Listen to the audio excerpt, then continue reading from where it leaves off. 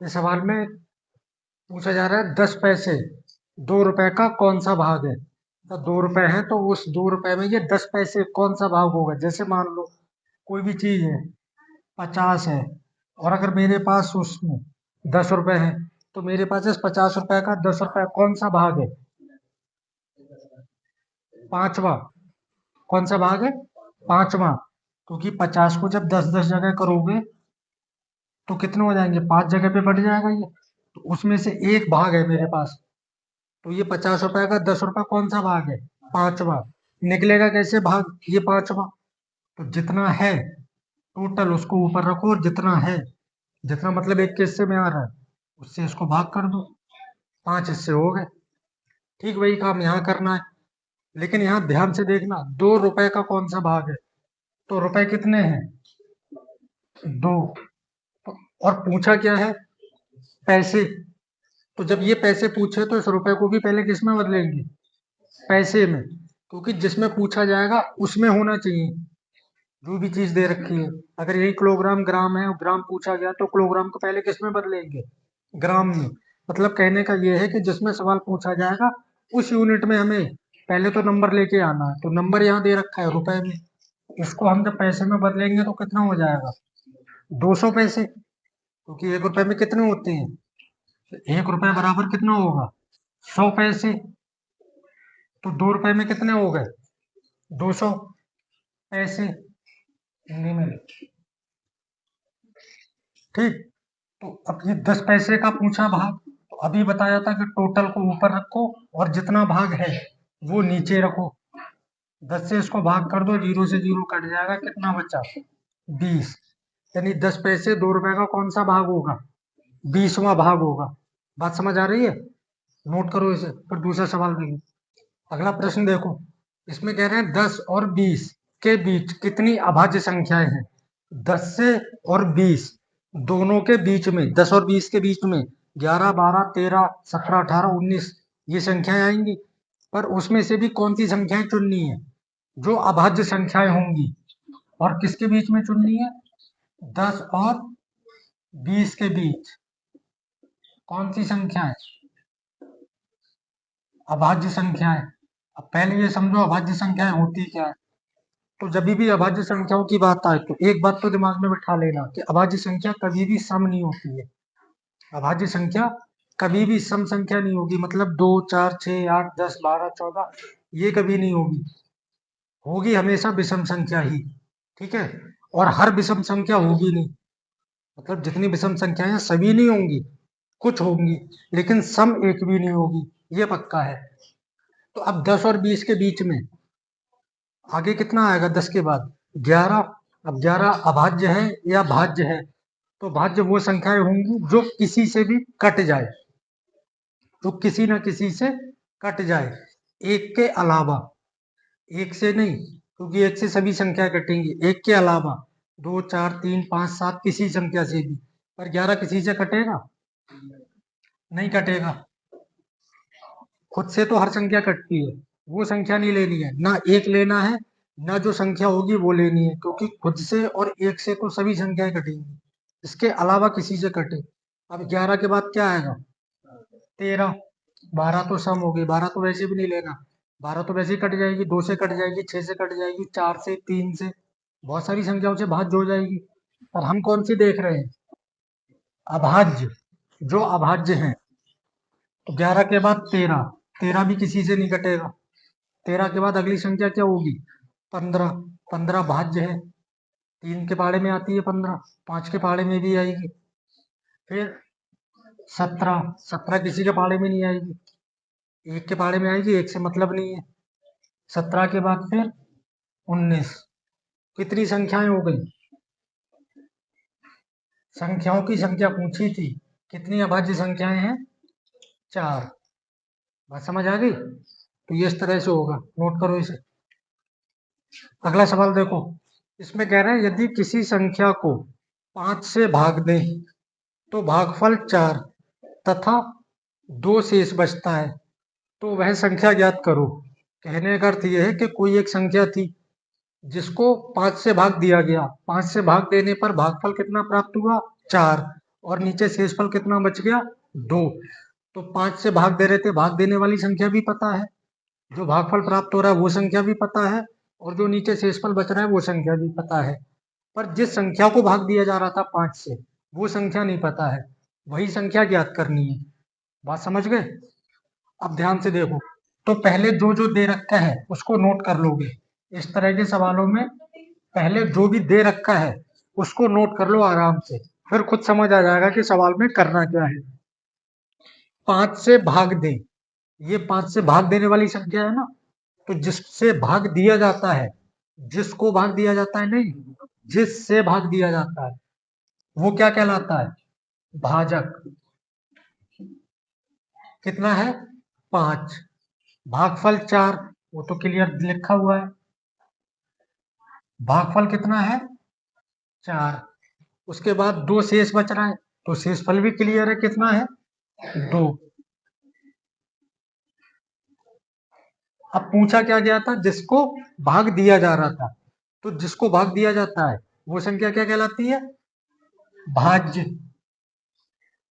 ये हमें निकालना है, ठीक है?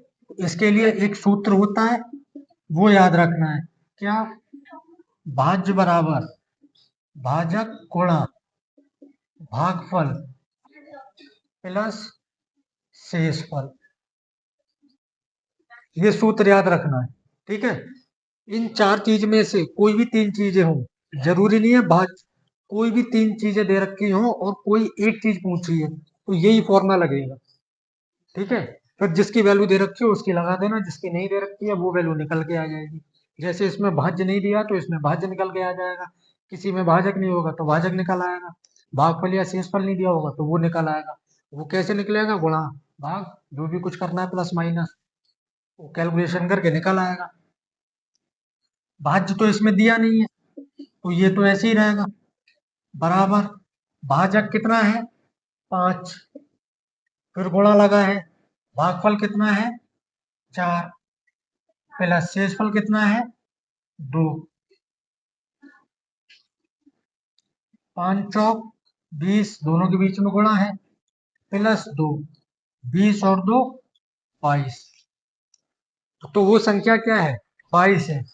22 को 5 से भाग दो तो 5 चौक 20, 4 बार में कट रहा है, भागफल 4 हो गया, और 22 में से 20 घटेगा, नीचे 2 बचेगा, तो शेषफल 2 बच रहा है। तो यही बात इसमें सवाल में बताई गई थी, तो वो संख्या क्या निकल कर आई? 22। नोट करो सवाल। अगला सवाल देखो, 2 सही 1/5 में क्या जोड़ा जाए ताकि योगफल 3 हो जाए? और इस तरह के सवाल पेपर में बहुत आते हैं, ठीक है? कि क्या जोड़ा जाए योगफल ये हो जाए, या क्या घटाया जाए कि अंतर ये हो जाए, क्या भाग किया जाए कि भागफल ये आ जाए, या क्या गुणा किया जाए गुणनफल ये हो जाए। इस तरह से चारों ही कंडीशन में सवाल आते हैं, जोड़ने में भी आएगा, गुणा में भी आएगा, भाग में भी आएगा, और माइनस इसमें भी आना है, ठीक है? पर ये ध्यान देना कि इसमें पूछा क्या जा रहा है, क्या जोड़ा जाए। घटाने के लिए भी आएगा, बताया भी, सभी के लिए आएगा, तो यही मेन है, ये चीज पता होनी चाहिए। क्या पूछा जा रहा है? क्या जोड़ा जाए। तो मान लेना, माना x जोड़ा जाए, ठीक है? और अगर यहीं पे कहते क्या घटाया जाए तो यही मान लेते हैं, माना x घटाया जाए। गुणा करने के लिए पूछते तो माना x गुणा की जाए, या फिर x की भाग की जाए। चारों कंडीशन में से किसी में भी आएगा, वही कंडीशन यहाँ लिखते हैं। अब ध्यान से समझो, लिखोगे प्रश्नानुसार। कह रहे इस संख्या में 2 सही 1/5 इसमें क्या जोड़ा जाए, तो हमने क्या मान दिया? x जोड़ा जाए, तो इसमें ही तो जोड़ना है, तो इसमें x जोड़ दो। जोड़ने के बाद योगफल कितना हो रहा है? 3। तो जो भी कुछ होता है योगफल गुणनफल, वो बराबर के दूसरी तरफ। कहने का अर्थ ये है कि यहाँ x की जगह कोई एक संख्या होगी। जैसे उदाहरण के लिए ऐसे समझो, मान लो 2 है, अभी मैं कहूँ कि 2 में क्या जोड़ा जाए कि योगफल 5 हो जाए, ठीक है? तो 2 में क्या जोड़ा जाएगा? 3 तो जोड़ा जाएगा, तो यहाँ 3 जोड़ा जाएगा। तो ये दोनों संख्या जोड़ने के बाद जो योगफल होता है वो दूसरी तरफ होता है, मतलब होती बराबर ही है, लेकिन ये तोड़ के लिखा हुआ होता है। इधर एक नंबर होगा, और इधर प्लस या माइनस गुणा भाग जो भी होगा उस रूप का नंबर होगा। वही कंडीशन यहाँ है। अभी तो यहाँ x है, लेकिन लास्ट में एक आंसर निकल के आएगा x का, वो x का मान यहाँ पे होगा। और फिर जो भी मान होगा इन दोनों को जब जोड़ा जाएगा तो वो 3 आ जाएगा खुद ब खुद। बात समझ आ रही है? खुद ब खुद 3 आ जाएगा। तुम्हें बस सही ढंग से x का मान निकालना है। कैसे निकलेगा? पहले तो ये मिश्र भिन्न है, इसको साधारण भिन्न में बदलेंगे। 5 दूनी 10, नीचे वाली संख्या की आगे वाली संख्या से गुणा करते हैं। 5 दूनी 10, 10 में ऊपर वाली संख्या जोड़ दो, 1 11, 5 दूनी 10 और 1 11/5, बटे में जो संख्या है वही रहेगी। फिर प्लस x बराबर 3, ये x है, ये दोनों संख्याएं हैं, तो दोनों संख्याएं उठा के एक तरफ कर लो। x यहाँ था, यही रहने दो, इस 11/5 को उधर ले जाएंगे, तो ये इधर प्लस का है। जब ये दूसरी तरफ जाएगा तो इसका चिन्ह जो है वो बदल जाएगा। कितना है? 5 माइनस का हो जाएगा ये। इसके बटे में 1 मान लेंगे, एलसीएम निकालेंगे तो 1 और 5 का एलसीएम 5 आएगा। 1 पंजे 5, 5 बार में कटा, 5 की गुणा 3 से, 5 तिया 15, 5 एकम 5 एक बार में, 1 की गुणा 11 से 11, x बराबर 15 में से 11 घटा दे, कितना बचेगा? 4/3। तो कहने का अर्थ वो संख्या क्या होगी? 4/3। लेकिन आंसर यहाँ छोड़ेंगे? यहाँ नहीं छोड़ेंगे आंसर। क्यों? क्योंकि जो संख्या दी थी वो किस में दी थी? मिश्र भिन्न में। तो ये भी आंसर मिश्र भिन्न में लिखना होगा। कैसे लिखा जाएगा मिश्र भिन्न में? देखो, 4 ऊपर वाली संख्या को नीचे वाली संख्या से भाग करेंगे, 4 को 3 से, 3 एकम 3, 4 में 3 गया 1। अब लिखना कैसे होगी संख्या? देखो, x बराबर जो संख्या बटे में है वो बटे में ही रहेगी, जो भागफल में संख्या आएगी वो आगे आएगी, और जो नीचे संख्या आएगी वो ऊपर लिखनी है। अब चूंकि यहाँ दोनों जगह एक एक आया था, इसलिए थोड़ी सी कंफ्यूजन रहेगी। अगर संख्याएं अलग होती, 1 या 2 4 5 कुछ अलग होती, तो समझ आ जाता कि ये एक कौन सा है, ये एक भागफल वाला है। या फिर ऐसे साधारण तरीके से याद रखो कि जब मिश्र भिन्न में लिखते हैं तो हम किसी एक संख्या को भाग करेंगे तभी मिश्र बनेगी। तो जब भाग करेंगे तो जो संख्या नीचे है वो तो नीचे ही रहनी है, और भाग करते समय जो नीचे आएगी वो कहाँ चली जाएगी? ऊपर। तो जो उधर आएगी वो आगे आई जाएगी खुद ब खुद। बस जो बात याद रखो, नीचे वाली नीचे, और जो भाग में नीचे आएगी वो ऊपर। तो जो साइड में बची वो आगे आनी ही आनी है, कोई दिक्कत नहीं है। नोट करो सवाल।